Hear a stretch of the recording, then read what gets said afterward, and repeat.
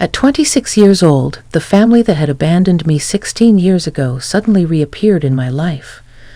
This unexpected reunion sparked a series of emotions and reactions that made me question my own identity, as if I was a different person entirely. As the eldest daughter, I grew up in a seemingly happy family with two siblings, one 3 years younger and the other 5 years my junior. We shared typical family experiences, cooking meals together, watching movies, and playing games. We were close-knit until my father lost his job when I was 9. Blamed for things he hadn't done, he was unfairly dismissed, leaving my mother, who worked in a school, struggling to provide for us all. They decided it would be best if I lived with my grandparents until they were back on their feet. Initially, the idea seemed reasonable, and I embraced the change. That summer, I stayed on my grandparents' farm, caring for animals and enjoying the countryside. Little did I know this temporary separation would turn into a lifelong ordeal. When school was set to resume, my parents assured me they were working on arranging a new home. I stayed a few extra days with my grandparents, waiting for their call. However, the promised days turned into weeks, and weeks into months. Every attempt to contact my parents was met with unanswered calls and empty promises. I grew frustrated and desperate for answers. I asked my grandparents if they knew anything, but they were as clueless as I was.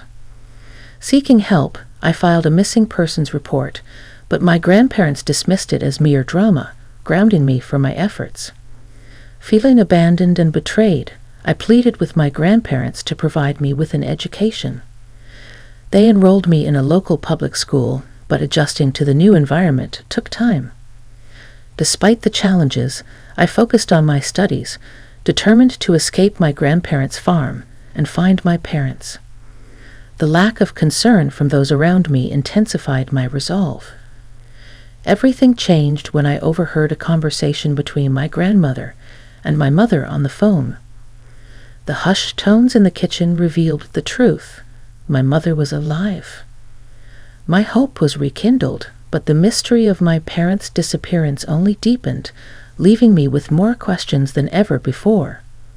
We were discussing my progress in school and various aspects of my life, and hearing her voice stirred up a whirlwind of emotions within me. I couldn't contain my feelings, and before I could stop myself, I called out to her.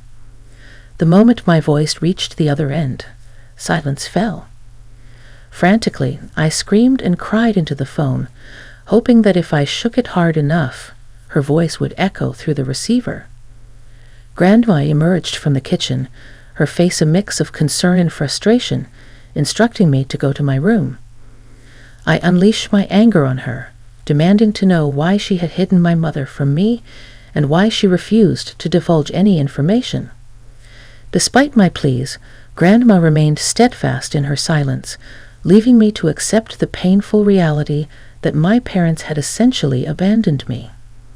Shortly after that heartbreaking phone call, my grandparents sent me to live with a distant aunt, a 5-hour drive away from their farm. I'd often wondered why my parents had chosen to send me away, but I never received a satisfactory answer. My aunt, my mother's cousin, turned out to be a compassionate and understanding soul. She embraced me with open arms, and when I questioned her about my parents, she admitted she didn't have any answers. Her sincerity was palpable, and I chose to believe her. From the moment I moved in with my aunt at the age of 13, she became my rock. Whenever I struggled with my emotions, she was there to guide me, offering solace and understanding. She even encouraged me to seek therapy, a decision that initially left me hesitant, but eventually proved immensely beneficial. My aunt validated my feelings, something my grandparents had never done, and provided the support I desperately needed. By the time I finished high school, my aunt had become the most significant person in my life, filling the void left by my absent parents. She supported me through my journey to becoming a veterinary doctor, following in her footsteps. At 21, I approached her with adoption papers, wanting her to be my legal parent. With her wholehearted agreement, I finally found the stability and love I had craved for so long. Having completed my degree, I now work as an intern in a hospital, striving to gain valuable experience. My career path has led me to move into a new apartment, away from the familiarity of my aunt's home. Despite the physical distance, I still visit her whenever I can.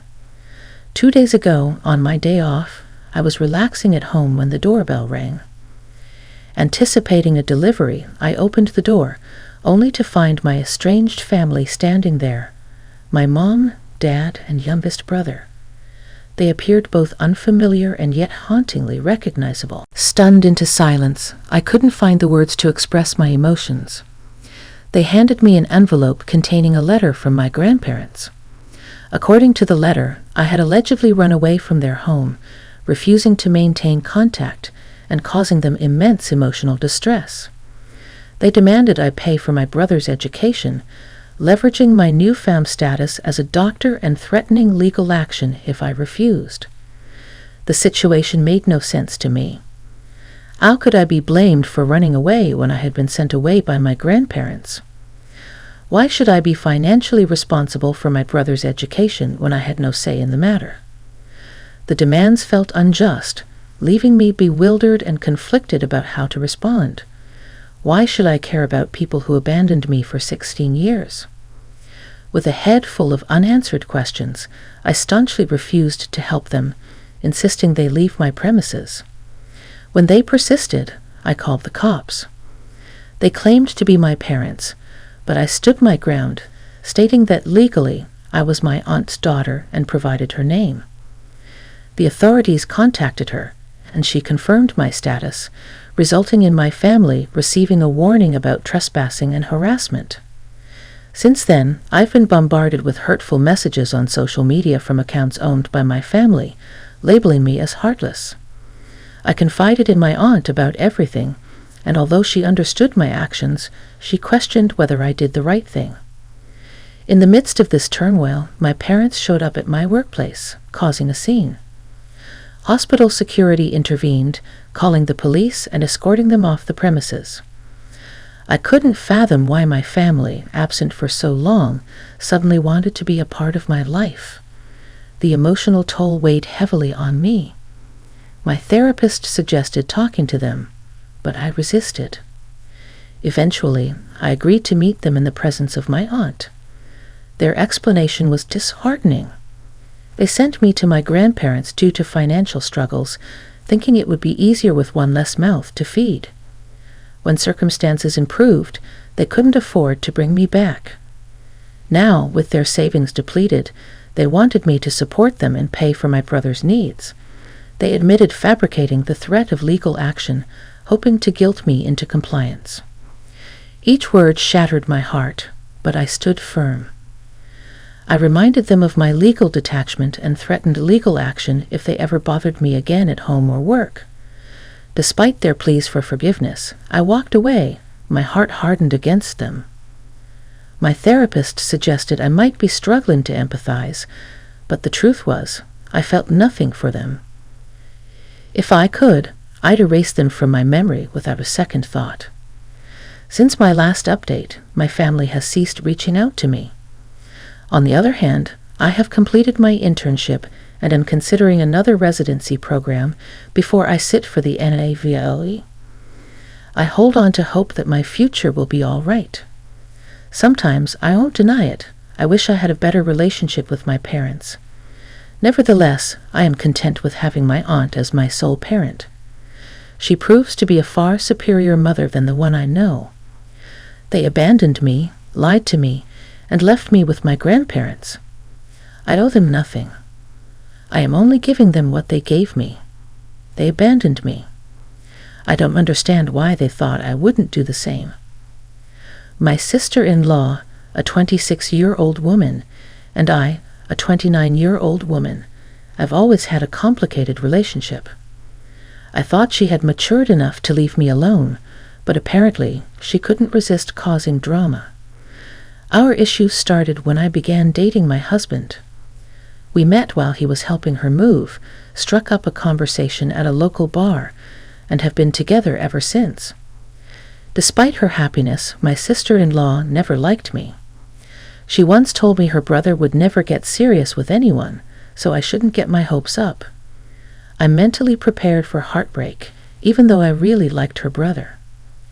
However, 6 years later, we are still going strong, and he is undoubtedly my favorite person in the world.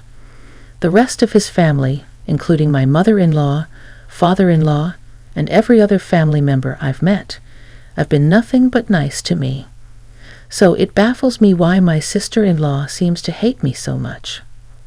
2 years ago, during our wedding, she created a huge fuss. I didn't want her as my bridesmaid due to her consistent cold and condescending behavior toward me.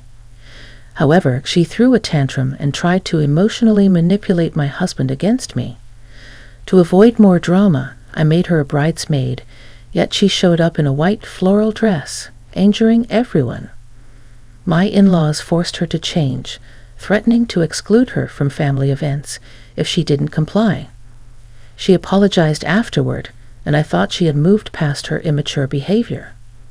Clearly, I was wrong. Things took a turn when I found out I was pregnant with my first child. I was thrilled and couldn't wait to share the news. While everyone else was excited, my sister-in-law's behavior was different. She didn't seem happy for us and consistently managed to make the moment about herself. During a family event, we announced our pregnancy, and she quickly diverted the conversation to her own experiences as a single mother, emphasizing how difficult it was for her to go through pregnancy alone and suggesting that I was lucky. As my due date approached, my sister-in-law offered to host a baby shower for me. Initially, I was grateful and excited about the celebration with my family and friends. However, my excitement turned to suspicion when she insisted on hosting the event at a venue 12,000 miles away from where we lived. She claimed it was a surprise setup at a luxurious venue owned by her friend, and we wouldn't have to pay for anything. Despite her explanation, I couldn't shake the feeling that something was amiss. When I shared my concerns with my husband, he assured me that his sister was simply trying to do something special for us, and that I might be overthinking it. He even rescheduled vital meetings so we could attend the supposed baby shower. We flew there with my parents, as my in-laws couldn't attend due to being out of the country. Upon arriving at the location, a lavish resort, I immediately sensed something was wrong. The decorations were pink and blue, but there were unfamiliar faces present. To my shock, there was another pregnant couple, and the woman was wearing the same white dress given to me by my sister-in-law. It became apparent that my sister-in-law had tricked us into attending her friend's baby shower, making me feel humiliated and overshadowed. Feeling utterly embarrassed and upset, I left the party in tears. Once I understood the situation, my husband confronted his sister, leading to her making excuses and attempting to deflect blame. He informed his parents, who were equally shocked and angry. In response to her behavior, they decided to cut her off financially. They had been supporting her financially for years, but after her actions, they withdrew their financial aid and decided she should fend for herself. They even warned her not to show up until she learned to act responsibly. Although my sister-in-law blames me for her misfortune, I maintain that I didn't ask my in-laws to take any action. This was entirely her own doing. While she tries to manipulate me, portraying herself as a single mom, I can't help but believe she deserves the consequences of her actions. Despite her attempts to guilt-trip me, I stand firm in my belief that she brought this upon herself. My sister-in-law is by no means destitute. She won't be left penniless with her son due to this situation. She just needs to adjust her lifestyle and figure out how to manage her boutique independently. Moreover, if my in-laws genuinely believed their grandchild was in jeopardy, they would step in. I'm confident they won't hold a grudge for long. Although they might not fund her boutique, they'll likely assist her with general expenses once she acknowledges her error and apologizes to me, rather than attacking me for her perceived misfortunes. My husband firmly stands by my side, assuring me that I never have to forgive my sister-in-law or engage with her again. He apologized for not intervening earlier and taking stronger measures to keep her away from me. My kind mother-in-law is planning a genuine baby shower for me, promising a delightful celebration where I can focus on the joy of our upcoming child, forgetting about my sister-in-law's antics. However, my sister-in-law crashed my baby shower, despite being uninvited. On the day of the event, everything seemed perfect. My mother-in-law had beautifully decorated her backyard, and delicious food and drinks were served. We were happily chatting with our friends and family, opening gifts people had generously brought for us. But when my sister-in-law arrived, having found out about the party through social media, she exploded into a furious tirade. She created a scene, shouting that her parents didn't financially support her, but had no issue throwing a lavish party for me, someone she deemed unworthy of such attention. At that point, my mother-in-law had had enough. She promptly escorted my sister-in-law out of the garden, apologizing to the guests for the disturbance. After the event, my in-laws apologized to me multiple times, suggesting I obtain a restraining order against my sister-in-law. While I hesitate to take such drastic measures, we have decided to keep all news about the baby off social media to prevent her from stalking us. The whole situation is insane, and it baffles me how jealous and immature my sister-in-law can be. She managed to ruin not just one but 2 baby showers with her antics. I must add that my in-laws initially weren't supportive during her pregnancy because she was having a child out of wedlock, which clashed with their traditional beliefs.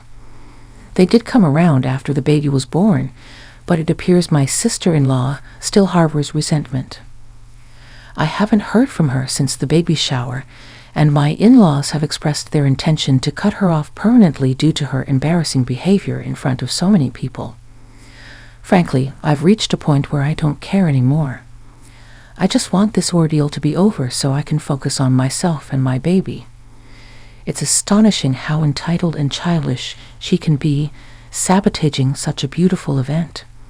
She disrespected not only me but also her friend, showcasing her true colors as a deeply flawed and immature individual. I don't intend to waste another thought on her.